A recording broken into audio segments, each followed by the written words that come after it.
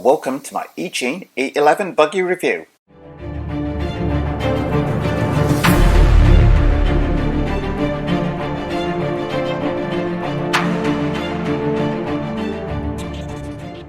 Well, Rich here, my fellow Driftomaniacs, and I hope everyone's staying safe out there. And I'm fully aware that a lot of us worldwide are still under quite restricted circumstances as to where we can go and run our RCs. So some of the bigger, faster stuff is not necessarily something you can take out at the minute, which brings me on to this review, which is of the Eachine E11. EAT11 is its name. Now it's brushed, but it's got quite a nice spec, four-wheel drive, bearings all round, metal CVD shafts, and a top speed of between 45 and 48 kilometers an hour. Comes complete with a 2S 1500 mAh LiPo. So let's take a look at this, then have a quick test around the yard. And literally, it is called the EAT11, available in red and green. Now in classic Richie style, is this going to be the right way up or upside down? Fingers crossed. Oh, that's our transmitter in that end. Could still be the right way up. Oh, and we've got the green car in here. Time to get rid of the packages. What do we get for our money? Well, we get one very green car. Our transmitter, quite light in weight, but bear in mind this thing costs just under $70, but it comes with steering trim and throttle trim on there. 3A batteries in the bottom and we're ready to go. Once we've charged these two LiPos up using the USB supplied charger, now while I peel the body film off, I will say it is looking very, very green indeed. You're not going to lose sight of this in a hurry in the distance. It does appear on paper to have quite a lot going for it. As I say, it weighs very light in weight, only weighs around 800 grams on it, and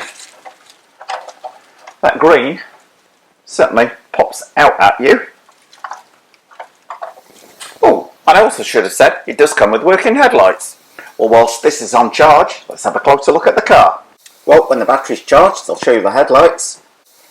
Tires don't feel too plasticky, decent amount of grip on the rubber there. As I say, yours for a smidgen under $70, which if it does 45 to 48 kilometers an hour, will not be too bad. Although, typically these cars tend to run a little bit slower than that. That is around about 28, 29 miles an hour. But overall, quite taken with that green. Anyway, time to look inside. And I have no idea what to expect on the inside. Woo! Okay, starting at the front. Oh, that's a good impact bumper. We're liking the flexibility on that. That's going to take, oh, that could even take the Richie wall test. Might try that out later on in this video. Now the car is well sprung, as opposed to well damped, I would say, on there. Okay, moving on back, we've got our servo, which is a 5-wire one, as opposed to the 3-wire one. Combined ESC and receiver, little feeder wire there, going to the lights at the front. The interconnector for the batteries. Now there's one battery goes in on either side of the car. Centrally mounted motor on there with nice heatsink on there. It's a 2845 motor, I believe. As I say, four-wheel drive, bearings all round, and metal CVDs all round as well. Anyway, time for a quick scan down the underside. Now I notice, well, it says metal CVDs in there. Those drive shafts do look like they might be plastic. Anyway, investigate that in a bit more detail on our switch underneath there. But overall, not too bad. For the money, it should be a blast. It should be reasonably quick to drive. As I say, only weighs 800 grams. So let's see if that battery's finished charging. So, time to test the Eachine 8. Well, is the Eachine 8 N11 any good? Decent turn of acceleration. Steering, very direct. Lifting the inside front wheel under hard corner in there. But overall, very, very predictable. Brush motor, got a decent turn of pace on there. Seems to be getting a bit quicker the more I'm running it, actually. Will it do the Richie wall test? We might try that in a minute. I'm going to demolish it to start with, though. Wants to understeer, if anything, under full throttle, as opposed to oversteer. I think on loose gravel it might be a different matter. Handling, very, very predictable, and the steering's quite nice, quite quick without being so quick it's going to cause you problems if you're a beginner. And as you've seen, you can drive it at a decent pace in a small area, which is ideal for the kind of shelter in place conditions we're under at the minute. Anyway, let's see what we're like on grass. Well, took that transition fairly well. Full throttle coming the other way.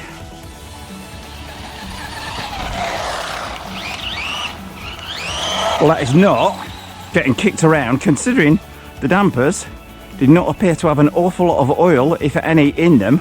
That thing is nailing it in a straight line. That's literally full throttle. Wheels are slipping a bit, but then the grass is a little bit damp. But overall, yeah, turning on grass. What do we like? Okay, full throttle turn. Yeah, wants to understeer rather than oversteer, which is no bad thing. But overall, I have to say, that is not bad at all. You can steer it a little bit on a throttle on the wet, so it does make me think lighter gravel could be quite entertaining to play around with. Top speed, I'll test it later on this week. Handling on it, pretty nice actually, certainly. With that bright green in the headlights, you're going to be able to see it from a distance off. Good brakes. Anyway, see how it jumps. Anyway, let's see how it jumps. But without any problem at all on there.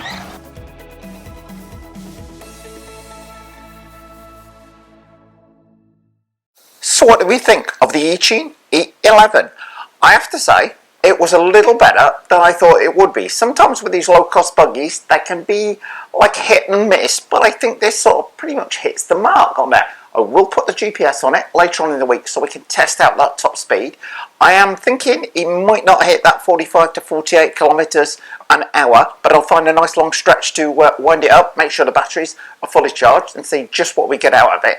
It's fairly durable, and the performance on grass was absolutely outstanding. A lot of these smaller, cheaper cars get kicked around, particularly when they don't have great damping. As I say, this is quite well sprung as opposed to well damped on there. And this thing, give it full throttle and it just goes in a straight line over the grass. So that is definitely in its favour. Neat touch with the LED headlights on there. Now, battery duration wise, around about 15 minutes was what I got out of it today. But for $70, not too bad to my mind. But let me know your thoughts in the comment section below the video.